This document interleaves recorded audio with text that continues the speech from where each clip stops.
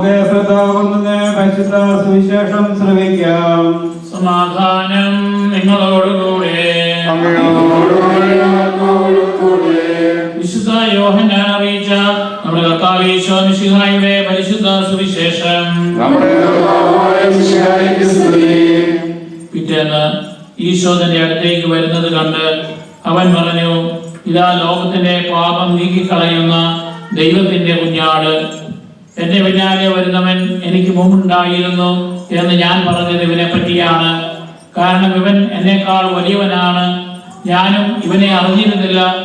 എന്നാൽ ഇവൻ ഇസ്രായേലിനെ വെളിപ്പെടുത്തുവാൻ വേണ്ടിയാണ് ഞാൻ വന്ന് ജലത്താൽ മാമോദീസ നൽകുന്നത്. ആത്മാവ് പ്രാവിന്റെ രൂപത്തിൽ സ്വർഗത്തിൽ നിന്നും ഇറങ്ങി വന്ന് അവന്റെ മേൽ ആവസിക്കുന്നത് താൻ കണ്ടു എന്ന് യോഹന്നാൻ സാക്ഷ്യപ്പെടുത്തി. ഞാൻ അവനെ അറിഞ്ഞിരുന്നില്ല. എന്നാൽ ജലം കൊണ്ട് മാമോദീസ നൽകുവാൻ എന്നെ അയച്ചവൻ എന്നോട് പറഞ്ഞു, ആത്മാവ് ഇറങ്ങി വന്ന് ആരുടെ മേൽ ആവസിക്കുന്നത് നീ കാണുന്നുവോ, അവനാണ് പരിശുദ്ധാത്മാവ് കൊണ്ട് മാമോദീസ നൽകുന്നവൻ. ഞാനത് കാണുകയും അവൻ ദൈവപുത്രനാണ് എന്ന് സാക്ഷ്യപ്പെടുത്തുകയും ചെയ്തിരിക്കുന്നു.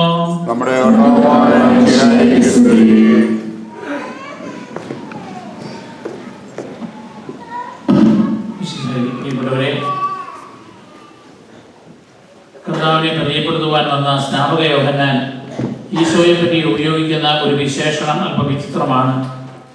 ഒരു കുഞ്ഞാടിനോടാണ് ഈശോയെ ഉപമിക്കുക. ലോകത്തിന്റെ പാപങ്ങൾ നീക്കിക്കളയുന്ന ദൈവത്തിന്റെ കുഞ്ഞാട്.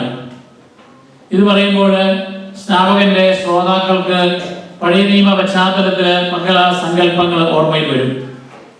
പുറപ്പാടിന്റെ പുസ്തകം 12-ാം അധ്യായത്തില് 11 മുതൽ 13 വരെയുള്ള വാക്യങ്ങളിൽ പറയുന്നുണ്ട്, സംഹാരദൂതൻ കടന്നു പോകുമ്പോൾ നിങ്ങളുടെ ആദിജാതന്മാര് രക്ഷിക്കപ്പെടുന്നതിന് വേണ്ടി ഒരു കുഞ്ഞാടിനെ കൊന്ന് അതിന്റെ രക്തമെടുത്ത് വീടിന്റെ കട്ടളപ്പടിയിന്മേലും മേൽപ്പടിയിന്മേലും തെളിക്കണം.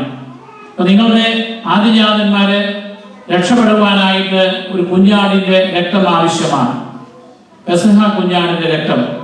അതേസമയം ഈജിപ്തിലെ ആദിജാതന്മാരുടെ മക്കളെയെല്ലാം സംഹാരദൂതൻ നശിപ്പിക്കുകയാണ് ചെയ്തത്.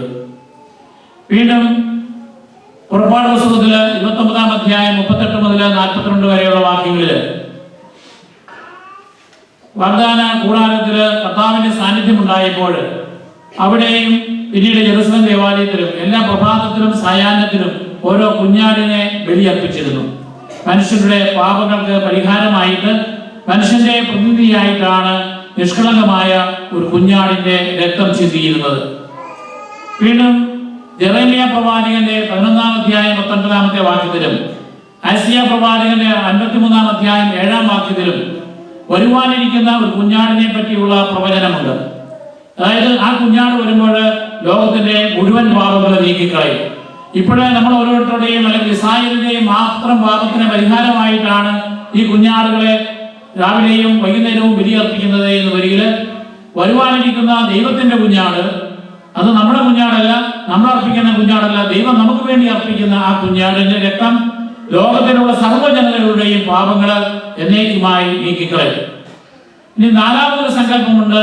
അതായത് യേശുക്രിസ്തുവിന്റെ വരവിന് മുൻപായിട്ട് പേർഷ്യക്കാര് ഗ്രീക്കുകാരുടെ അടിമത്തവും കഴിഞ്ഞ് അല്ലെങ്കിൽ ആ കാലഘട്ടത്തില് അലക്സാണ്ടർ ചക്രവർത്തിക്ക് ശേഷം വന്ന ഭരണാധികാരികൾ അവിടെ ജെറുസലേം ദേവാലയത്തില് ദൈവാരാധന ഉപേക്ഷിച്ചിട്ട് വിജാതീയരായ ദൈവങ്ങളെ ആരാധിക്കുവാനും പന്നിയെ പോലും അവിടെ ബലിയർപ്പിക്കുവാനും നിർബന്ധിച്ചപ്പോൾ അവിടെ മക്കബായക്കാരുടെ നേതാവായിട്ട് യൂദാസ് മക്കേബൂസിന്റെ നേതൃത്വത്തിൽ യുദ്ധം ചെയ്യുകയും അവരെ കീഴടക്കിക്കൊണ്ട് അവർ ഭരണം പിടിച്ചെടുക്കുകയും ചെയ്തപ്പോൾ യൂദാസ് മക്കേബൂസിനെ കുറിച്ച് പറഞ്ഞൊരു കാര്യമുണ്ട്, കൊമ്പുള്ള ആടാണ് അവൻ. അതായത് നമ്മളെ രക്ഷിക്കുവാൻ വരുന്ന ഈ ആട് കൊമ്പുള്ളതാണ് എന്ന് പറയുമ്പോൾ അത് വിക്ടോറിയസ് ആണ്. അത് നിഷ്കളങ്കമായ ആട് മാത്രമല്ല, ശത്രുക്കളെ സംഹരിച്ച് വിജയം കൈവരിക്കുന്നയാളാണ്. ഇതേ സങ്കല്പത്തിൽ തന്നെയാണ് പഴയ നിയമത്തിലെ സാമുവേലിനെ കുറിച്ചും ദാവീദിനെ കുറിച്ചും സോളമൻ രാജാവിനെ കുറിച്ചും പറഞ്ഞത്. അവിടെ എല്ലാം പിന്നാലെ വരുന്നത് യേശുക്രിസ്തു കൊമ്പുള്ളയാളാണ്. കാരണം ഈ കൊമ്പുകൾ കൊണ്ട് പാപത്തിന്റെ മേൽ അവൻ വിജയം കൈവരിക്കും. അപ്പൊ അതുകൊണ്ട് ഈ കുഞ്ഞാട് സ്നേഹത്തിന്റെ പ്രതീകമാണ്, സഹനത്തിന്റെ പ്രതീകമാണ്, ജീവിത ബലിയുടെ പ്രതീകമാണ്, അതോടൊപ്പം തന്നെ വിജയത്തിന്റെയും പ്രതീകമാണ്. അങ്ങനെയുള്ള ഒരു കുഞ്ഞാടിനെ പറ്റി ആളുകൾക്ക് അറിയാവുന്നത് കൊണ്ട് പ്രതീകാത്മകമായിട്ട് യോഹന്നാൻ പറയുകയാണ്, ഇതാ ഈ കടന്നു വരുന്നവനാണ് ലോകത്തിന്റെ പാപങ്ങൾ നീക്കുന്ന ദൈവത്തിന്റെ കുഞ്ഞാട്. വീണ്ടും യോഹന്നാൻ പറയുകയാണ്, ഇവന് എന്താണെന്ന് എനിക്ക് അറിയില്ലായിരുന്നു. സ്നാപക യോഹന്നാന്റെ തന്നെ ഒരു കസിനാണ് ഈശോയെ എന്ന് വരികില് ഈശോയെ കുറിച്ച് സ്നാപക യോഹന്നാൻ തീർച്ചയായും അറിഞ്ഞിരിക്കണം. പക്ഷേ അദ്ദേഹം ആരാണെന്ന് അറിയാമെങ്കിലും അദ്ദേഹം എന്താണ് എന്ന് കൃത്യമായിട്ട് യോഹന്നാന് അറിവില്ലായിരുന്നു.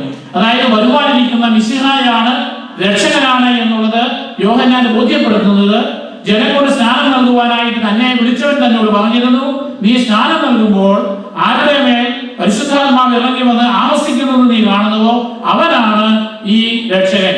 അതുകൊണ്ട് അത് ഞാൻ കണ്ടിരിക്കുന്നു, അതുകൊണ്ട് ഞാൻ സാക്ഷ്യപ്പെടുത്തുന്നു. ഈ തലമുറകളോളം ഏതാണ്ട് 4000 സംവത്സരമായിട്ട് ആദിപിതാവായിരുന്ന ആദാമിനോട്, പിന്നീട് നോഹയോട്, അബ്രാഹത്തോട്, മോശയോട്, ദാവീദ് രാജാവിനോട് ഒക്കെ നവീകരിച്ചതായ വാഗ്ദാനം ഇതാ പൂർത്തിയാവുകയാണ് ഈ കുഞ്ഞാടിലൂടെ. ഇതാണ് അദ്ദേഹം അവിടെ വെളിപ്പെടുത്തുക. സ്നാപക യോഹന്നാൻ പറയുന്നു, ഞാൻ ജലത്താൽ സ്നാനം നൽകുകയാണ്. ജലത്താലുള്ള സ്നാനവും അതുപോലെ തന്നെ സ്നാനം എന്ന വാക്കിന്റെ അർത്ഥം മുക്കിയെടുക്കുക എന്നുള്ളതാണ്, സബ്മർജ് ചെയ്യുകയാണ്. അതായത് ഒരു തുണി ഡൈയിലിട്ട് മുക്കിയെടുക്കുമ്പോൾ അതിനെ നമ്മൾ നിശ്ചയിക്കുന്ന കളർ കിട്ടും. ഒന്നെങ്കിൽ പരിശുദ്ധമായ വെള്ള നിറം കിട്ടും, അല്ലെങ്കിൽ ചുമന്ന നിറം കിട്ടും, അല്ലെങ്കിൽ പച്ച നിറം കിട്ടും. അപ്പൊ അങ്ങനെ സബ്മർജ് ചെയ്ത് എടുക്കുമ്പോൾ അതിന്റെ ഒരു രൂപാന്തരീകരണം ഉണ്ടാകും. ഇതുപോലെ മാമോദീസായിലൂടെ നമ്മളെല്ലാവരും രൂപാന്തരീകരണം നടക്കുകയാണ്. പക്ഷെ 2 തരത്തിലുള്ള മാമോദീസായുണ്ട്. ഒന്ന് സ്നാപകന്റെ മാമോദീസ, മറ്റൊന്ന് യേശുക്രിസ്തുവിന്റെ മാമോദീസ. സ്നാപകന്റെ മാമോദീസ വഴിയായി നമ്മൾക്ക് ക്ലീനിങ് നടക്കുകയാണ്. നമ്മളുടെ പാപങ്ങളെല്ലാം കഴുകുകയാണ്. നമ്മുടെ തുണി കഴുകുമ്പോൾ അതിലെ ചെളി കഴുകിക്കളയുന്നത് പോലെ പാപത്തെ കഴുകിക്കളയുന്നു. മറ്റൊന്ന് സമർപ്പണമാണ്. അതായത് ഇനി മുതൽ ഞാൻ ഏകസത്യ ദൈവമായ ദൈവത്തിന് വേണ്ടി സമർപ്പിക്കുകയാണ്. എന്നാൽ യേശുക്രിസ്തുവിന്റെ ജ്ഞാനസ്നാനം ഇതിനേക്കാൾ ഉപരിയായിട്ട് അതിന് 3 ഘടകങ്ങളുണ്ട്. ഒന്ന്, അത് എൻലൈറ്റൻ ചെയ്യുകയാണ്. അതായത് ദൈവികമായ ജ്ഞാനം കൊടുക്കുകയാണ്. ആ ദൈവത്തെ അറിയുവാൻ, ദൈവത്തിന്റെ സ്നേഹം മനസ്സിലാക്കുവാനുള്ളതായ ശക്തി പരിശുദ്ധാത്മാവിന്റെ ആവാസം വഴിയായി ലഭിക്കുകയാണ്. അതുപോലെ തന്നെ രണ്ടാമത് അത് സ്ട്രെങ്തൻ ചെയ്യുകയാണ്. അതായത് നമുക്ക് ലഭിച്ച ദൈവത്തിന്റെ ജ്ഞാനത്തിനനുസരിച്ച്, നമുക്കറിയാം സോളമൻ രാജാവിന് ദൈവത്തിന്റെ ജ്ഞാനം ലഭിച്ചു. അതുപോലെ നമുക്ക് പരിശുദ്ധാത്മാവിന്റെ ദൈവത്തെ കുറിച്ച് അറിയുവാനുള്ള ജ്ഞാനം ലഭിക്കുമ്പോൾ ആ ജ്ഞാനത്തിനനുസരിച്ച് സുവിശേഷത്തിന് സാക്ഷ്യം വഹിക്കുവാനുള്ള ശക്തി ലഭിക്കുകയാണ്. മൂന്നാമത് അത് അഗ്നിയിൽ ശോധന ചെയ്യപ്പെട്ട് അശുദ്ധമായതിനെ ദ്രവിച്ചു കളയുകയാണ്, കത്തിച്ചു കളയുകയാണ്. അതുകൊണ്ടാണ് ഈശോയുടെ മേൽ പ്രാപിക രൂപത്തിലാണ് പരിശുദ്ധാത്മാവ് വന്നത് എന്ന് ഒരിക്കൽ. കാരണം യേശുവിന് പാപമില്ല, അവിടെ കത്തിച്ചു കളയുവാനൊന്നുമില്ല. എന്നാൽ അപ്പസ്തോലന്മാരുടെ മേൽ ഇറങ്ങി വന്ന പരിശുദ്ധാത്മാവ് പ്രാപിക രൂപത്തിലല്ല, തീനാവുകളുടെ രൂപത്തിലാണ്. അഗ്നി ശുദ്ധീകരിക്കുന്നതാണ്. എന്തുകൊണ്ടാണ് നമ്മൾ ആഭരണങ്ങൾ രൂപാന്തരപ്പെടുത്തുവാൻ വേണ്ടിയിട്ട് വളരെ ശക്തിയേറിയ തീയിലിട്ട് അത് ഉരുക്കിയെടുക്കും. സ്വർണം ഒരിക്കലും കുറയുകയല്ല. പക്ഷേ ആ സ്വർണത്തില് പറ്റിയിരിക്കുന്ന എല്ലാ ഇമ്പ്യൂരിറ്റീസും അത് മുഴുവനും കത്തിപ്പോകും. അതിനുശേഷം സ്വർണം, വെള്ളി, ചെമ്പ് ഇങ്ങനെയുള്ള ലോഹങ്ങൾ ഒട്ടും നശിക്കാതെ അതുപോലെ നിലനിൽക്കും. അതിനുള്ള ഇമ്പ്യൂരിറ്റീസ് കത്തി നശിച്ചു പോകും. അപ്പൊ അതുകൊണ്ട് നമ്മളെ സംബന്ധിച്ചും നമ്മുടെ ശരീരം കത്തി നശിച്ചു പോകും, പക്ഷെ ആത്മാവ് നശിക്കുകയില്ല. നമ്മുടെ നല്ല പ്രവർത്തനങ്ങൾ എക്കാലവും നിലനിൽക്കുകയും ചെയ്യും. അപ്പൊ അതുപോലെ പരിശുദ്ധാത്മാവ് നമ്മളിൽ വന്നു നിറയുമ്പോൾ ആ പരിശുദ്ധാത്മാവ് നമ്മളെ കത്തിച്ച് നമ്മളെ വിശുദ്ധീകരിക്കുകയാണ്, നന്മയായിട്ടുള്ളത് നിലനിർത്തുവാൻ വേണ്ടി. അപ്പൊ ഇന്ന് നമ്മൾ തിരുനാൾ ആഘോഷിക്കുന്ന സെബസ്ത്യാനോസിനെ കുറിച്ച് പറയുമ്പോൾ അദ്ദേഹവും മാമോദീസ ജലത്തിലൂടെ പരിശുദ്ധാത്മാവിനെ സ്വീകരിച്ചുകൊണ്ട് പ്രത്യേകമായി ദൈവത്താൽ തിരഞ്ഞെടുക്കപ്പെട്ട ഒരു ക്രൈസ്തവനായിരുന്നു. ഡയക്ലീഷ്യൻ ചക്രവർത്തിയുടെ കാലഘട്ടത്തിൽ, അതായത് 3-ാം നൂറ്റാണ്ടില് റോമൻ സാമ്രാജ്യത്തില് ക്രൈസ്തവരെ മുഴുവനും പീഡിപ്പിക്കുകയും ക്രൈസ്തവ വിശ്വാസം ഉപേക്ഷിക്കുവാൻ നിർബന്ധിക്കുകയും ഉപേക്ഷിക്കാത്തവരെ മുഴുവനും കൊന്നുകളയുകയും ചെയ്യുന്ന ഒരു സാഹചര്യത്തിലാണ് ഡയക്ലീഷ്യൻ ചക്രവർത്തിയുടെ സൈന്യാധിപനായിട്ട്, അല്ലെങ്കിൽ സൈന്യാധിപ സംഘത്തില് ഒരു പട്ടാളക്കാരനായിട്ട് സെബാസ്റ്റ്യൻ ജോലിയിൽ പ്രവേശിച്ചത്. അദ്ദേഹം ഒരു ക്രൈസ്തവനാണ് എന്നുള്ളത് ചക്രവർത്തിക്ക് അറിവില്ലായിരുന്നു. ക്രിസ്ത്യാനികളെ പീഡിപ്പിക്കുന്ന ആളുകളുടെ കൂട്ടത്തിലുള്ള ഈ അംഗരക്ഷകനായ ഈ പടയാളി തന്നെ ഒരു ക്രൈസ്തവനായിരുന്നു. അപ്പൊ അതുകൊണ്ട് ആ സ്വാതന്ത്ര്യം ഉപയോഗിച്ചുകൊണ്ട് അദ്ദേഹത്തിന് ജയിലറുകളിൽ ചെല്ലുവാനും തടവറയിൽ കഴിയുന്നതായ ഈ ക്രൈസ്തവ തടവുകാരെ കാരണം ക്രിസ്തവ സാക്ഷ്യത്തിന് വേണ്ടി അവർക്ക് ഇപ്പോൾ ബോധ്യങ്ങൾ നൽകുവാനും അവരെ വിശ്വാസത്തിൽ ഉറപ്പിച്ചു നിർത്തുവാനായിട്ടും അദ്ദേഹത്തിന് സാധിച്ചിരുന്നു. പ്രത്യേകിച്ച് അദ്ദേഹത്തിന്റെ ജീവിതത്തിൽ പറയുക ഇരട്ടകളായിരുന്ന 2 ഡീക്കന്മാരെ കുറിച്ചാണ്, മാർക്കോസ് ആൻഡ് മർസേലിയൻ. ഈ 2 ഇരട്ടകൾക്ക് വലിയൊരു ക്രൈസിസ് ഉണ്ടായി. കാരണം അവർക്ക് ഭാര്യയുണ്ട്, മക്കളുണ്ട്, പ്രായമായ മാതാപിതാക്കന്മാരുണ്ട്, സഹോദരങ്ങളുണ്ട്. ഇവരെല്ലാം നിർബന്ധിക്കുകയാണ്, നിങ്ങളുടെ വിശ്വാസം ഉപേക്ഷിക്കുക. നിങ്ങൾക്ക് പ്രായം ചെന്ന മാതാപിതാക്കന്മാർക്ക് അവരെ നോക്കണ്ടേ? മാതാപിതാക്കന്മാരെ ചെന്ന് കരഞ്ഞു പറയുന്നു, ഭാര്യമാർ പറയുന്നു, മക്കൾ പറയുന്നു, ഞങ്ങളെ വിധവകളാക്കരുത്, ഞങ്ങളെ അനാഥരാക്കരുത്. പക്ഷേ അപ്പോഴും സെബാസ്റ്റ്യനിൽ നിന്ന് പ്രചോദനം ഉൾക്കൊണ്ടുകൊണ്ട് അവർ പറഞ്ഞു, ഞങ്ങളുടെ യേശുക്രിസ്തുവിനെ ഉപേക്ഷിച്ചുകൊണ്ട് ഞങ്ങളുടെ കുടുംബം നോക്കാൻ പറ്റത്തില്ല. അതുകൊണ്ടാണ് കർത്താവ് പറഞ്ഞത്, അപ്പസ്തലന്മാര് എല്ലാം ഉപേക്ഷിച്ച്, കുടുംബവും ഉപേക്ഷിച്ച് കർത്താവിന്റെ പിന്നാലെ പോയതുപോലെ ഞങ്ങൾ ദൈവത്തിന് വേണ്ടി ഇതെല്ലാം ഉപേക്ഷിക്കുകയാണ്. 30 ദിവസം നീട്ടിക്കൊടുത്തു ഭരണാധികാരി ഇവർക്ക് പുനർവിചിന്തനത്തിനായിട്ട്. അപ്പോഴും അവര് അതിൽ നിന്ന് പിന്മാറിയില്ല. അങ്ങനെ അവർ രക്തസാക്ഷികളാവുകയാണ്. അതുപോലെ തടവറയിൽ കഴിഞ്ഞിരുന്ന, ബധിരനായിരുന്ന, അംഗവൈകല്യമുണ്ടായിരുന്ന പല ആളുകൾക്കും അടയാളങ്ങളിലൂടെ രോഗസൗഖ്യം നൽകിക്കൊണ്ട് അദ്ദേഹം ഒരു വലിയ ക്രൈസ്തവ സാക്ഷ്യമായി മാറി. അതുകൊണ്ട് തന്നെ ആ മതവർദ്ധന കാലത്ത് ഒരു വലിയ മറ്റുള്ളവർക്ക് മാതൃകയാകുന്ന, മറ്റുള്ളവർക്ക് പ്രചോദനമാകുന്ന, ശക്തിയാകുന്ന ഒരു വ്യക്തിയായി അദ്ദേഹം മാറി. പിന്നീടാണ് ഡയക്ലീഷ്യൻ അദ്ദേഹത്തെ ക്രൈസ്തവനാണെന്ന് മനസ്സിലാക്കി കഴിഞ്ഞപ്പോൾ അദ്ദേഹത്തെ കോപാകുലനാവുകയും അദ്ദേഹത്തോട് വിശ്വാസം ഉപേക്ഷിക്കുവാൻ നിർബന്ധിക്കുകയും ചെയ്തു. അത് സാധിക്കാതെ വന്നപ്പോഴാണ് അദ്ദേഹത്തെ വേദന അനുഭവിക്കത്തക്ക വിധത്തിൽ മരത്തെ കെട്ടിയിട്ട് അമ്പെയ്ത് കൊല്ലുവാൻ കൽപ്പന പുറപ്പെടുവിക്കുന്നത്. അങ്ങനെ അദ്ദേഹത്തെ മരത്തെ കെട്ടിയിട്ട് അമ്പെയ്യുന്ന ചിത്രമാണ് സെബസ്ത്യാനോസിനെ കുറിച്ച് നമ്മൾ കാണുക. കർത്താവ് കുരിശിൽ തൂക്കി മരിക്കുന്ന ചിത്രം കഴിഞ്ഞാൽ ഏറ്റവും അധികം കാണാൻ ബുദ്ധിമുട്ടുള്ള ഒരു ചിത്രമാണിത്. ബാക്കി പുണ്യവാളന്മാരുടെ ഒന്നും ചിത്രം ഇതുപോലെ വേദനാജനകമായി ചിത്രീകരിക്കപ്പെട്ടിട്ടില്ല. പക്ഷെ സെബസ്ത്യാനോസ് അതുകൊണ്ട് രക്തസാക്ഷി ആയില്ല, അങ്ങനെ മരിക്കുന്നില്ല. അദ്ദേഹം മരിച്ചു എന്ന് ബോധ്യം വന്ന പടയാളികൾ പോയി അദ്ദേഹത്തെ റോമിലെ ഐറീൻ എന്ന് പറയുന്ന വിശുദ്ധയായ ഒരു സ്ത്രീ വന്ന് പരിചരിച്ചു. പക്ഷേ അദ്ദേഹം വീണ്ടും ജീവിതത്തിലേക്ക് തിരിച്ചു വന്നു. വീണ്ടും അദ്ദേഹം പൂർണ്ണ സൗഖ്യം പ്രാപിച്ചു കഴിഞ്ഞിട്ട് വീണ്ടും ചക്രവർത്തിയെ പോയി കണ്ടു. അദ്ദേഹം ദൈവം ചക്രവർത്തിക്ക് ഒരു അവസരം കൊടുത്തു ഒന്ന് മാനസാന്തരപ്പെടുവാൻ.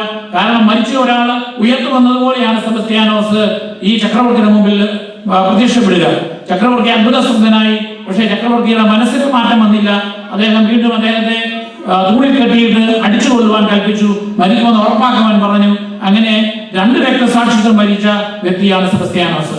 ജീവിച്ചിരിക്കുന്ന കാലത്ത് തന്നെ അദ്ദേഹം പല ആളുകൾക്ക് രോഗസൗഖ്യം നൽകി, മറ്റേ ആളുകളെ വിശ്വാസത്തിൽ ഉറപ്പിച്ചു നിൽക്കുവാനുള്ള ധൈര്യം നൽകി. പിന്നീട് പലതരം രോഗികളായവര് സെബസ്ത്യാനോസിന്റെ മധ്യസ്ഥം വിളിച്ച് അപേക്ഷിക്കുവാൻ തുടങ്ങി. പ്രത്യേകിച്ച് പകർച്ചവ്യാധികൾ വളർന്നു വന്നിരിക്കുമ്പോൾ ഇന്നത്തെ പോലെ പകർച്ചവ്യാധികൾ തടയുവാനുള്ള ആന്റിബയോട്ടിക്കുകളോ അങ്ങനെയുള്ള മരുന്നുകളൊന്നും ഇല്ലാതിരുന്ന കാലഘട്ടത്തിൽ, ദൈവത്തിൽ മാത്രം ആശ്രയിച്ച് പ്രാർത്ഥിച്ച് ജീവിച്ചിരുന്ന കാലഘട്ടത്തിൽ സെബസ്ത്യാനോസിനോടുള്ള പ്രാർത്ഥനകൾ, അദ്ദേഹത്തിന്റെ അമ്പെഴുതി വെച്ചുകൊണ്ടുള്ളതായ പ്രാർത്ഥനകളും ഒക്കെ ആളുകൾക്ക് വളരെയേറെ അത്ഭുതങ്ങൾ ഉണ്ടായി. അതുകൊണ്ടാണ് നമ്മുടെ നാട്ടിൽ പോലും സെബസ്ത്യാനോസിന്റെ പേരിൽ അല്ലാത്ത പള്ളികളിൽ പോലും വലിയ തിരുനാൾ അല്ലെങ്കിൽ ആഘോഷമായിട്ട് നടത്തുന്ന തിരുനാൾ സെബസ്ത്യാനോസിന്റെ തിരുനാളായി മാറി. കാരണം നമ്മുടെ നാട്ടിലും പകർച്ചവ്യാധികൾ കോളറായും അല്ലെങ്കിൽ അഞ്ചാമനെയും വസൂരിയും ഒക്കെ പടർന്ന അവസരത്തിൽ സെബസ്ത്യാനോസിനോടുള്ള മധ്യസ്ഥ പ്രാർത്ഥനകളിലൂടെയാണ് നമ്മുടെ ആളുകൾ കർത്താവിന്റെ അനുഗ്രഹം പ്രാപിക്കുവാനായിട്ട് ശ്രമിച്ചത്. ഇന്ന് അപ്രകാരമുള്ള പകർച്ചവ്യാധികൾ അല്ലെങ്കിലും നമ്മുടെ ഇടയിൽ പടരുന്ന ചില പകർച്ചവ്യാധികളുണ്ട്. ഒന്നെങ്കിൽ ദൈവത്തെ ഉപേക്ഷിച്ചുകൊണ്ടുള്ള ജീവിതം. ഒരുപക്ഷെ നമ്മുടെ ആളുകളിൽ അത് കൂടുതലെങ്കിലും നമ്മൾ അധിവസിക്കുന്ന ഈ ജനങ്ങള്, അമേരിക്കയിലെ ധാരാളം കത്തോലിക്കര്, മറ്റേ അനവധി ക്രൈസ്തവ സമൂഹങ്ങൾ ദൈവത്തെ മറന്ന് ജീവിക്കുന്നവരാണ്. ദൈവത്തെ കുറിച്ച് അവർക്ക് യാതൊരു ചിന്തയും ഒരു പരിഗണനയുമില്ല. ജീവിതത്തിൽ വേണ്ടതെല്ലാം ഉണ്ട്, ഇനി എന്തിനു ദൈവം? പക്ഷെ ഈ ദൈവമാണ് എല്ലാം കൊടുക്കുന്നത് എന്നുള്ളതായ ഒരു ചിന്ത അവർക്കില്ല. രണ്ടാമത് സഭാവിരോധം. ഏതെങ്കിലും തരത്തില് സഭയെ പീഡിപ്പിക്കുവാൻ സഭയ്ക്ക് അകത്തുള്ളവരും സഭയ്ക്ക് പുറത്തുള്ളവരും ഉള്ളതായ തെളിഞ്ഞുമുള്ളതായ പ്രവർത്തനങ്ങൾ. അത് ഡയക്ലീഷ്യൻ ചക്രവർത്തി ചെയ്തതുപോലെ ചില ബോധ്യങ്ങളിൽ നിന്നുകൊണ്ടായിരിക്കാം അവർ പ്രവർത്തിക്കുക. പക്ഷേ ദൈവത്തിന് നിരക്കാത്ത പ്രവർത്തനങ്ങളാകുന്നു അവ. അതുകൊണ്ട് നമ്മളിലും നമ്മുടെ വളർന്നു വരുന്ന തലമുറയിലും വിശ്വാസത്തിലുള്ള സ്ഥിരീകരണത്തിന് വേണ്ടിയാണ് നമ്മൾ കൂടുതലായിട്ട് പ്രാർത്ഥിക്കേണ്ടത്. അതോടൊപ്പം തന്നെ സഹനത്തിന്റെ തീച്ചുമലയിലൂടെ കടന്നുപോയ സെബസ്ത്യാനോസിനെ പോലെ നമ്മുടെ ജീവിതത്തിലും പലതരത്തിലുള്ള പ്രതിബന്ധങ്ങൾ ഉണ്ടാകാം, ബുദ്ധിമുട്ടുകൾ ഉണ്ടാകാം, രോഗങ്ങൾ ഉണ്ടാകാം, അകാല മരണങ്ങൾ ഉണ്ടാകാം. പ്രിയപ്പെട്ടവരുടെ വേർപാടിൽ നമ്മൾ ദുഃഖിക്കുന്നുണ്ടാകാം. അതുമല്ലെങ്കിൽ നമ്മുടെ ജോലി സ്ഥലത്തുള്ള ബുദ്ധിമുട്ടുകൾ, ദാമ്പത്യ ജീവിതത്തിലുള്ള പ്രതിബന്ധങ്ങൾ, ഇവയിലൊക്കെ കർത്താവിന്റെ നിയോഗം എന്താണെന്ന് കണ്ടെത്തി കർത്താവിനോട് ചേർന്ന് നമ്മുടെ സഹനങ്ങൾ കാഴ്ചവെക്കുവാനായിട്ട് സെബസ്ത്യാനോസിന്റെ മധ്യസ്ഥം അപേക്ഷിച്ചുകൊണ്ട് നമുക്ക് ഈ കുർബാന തുടരാം.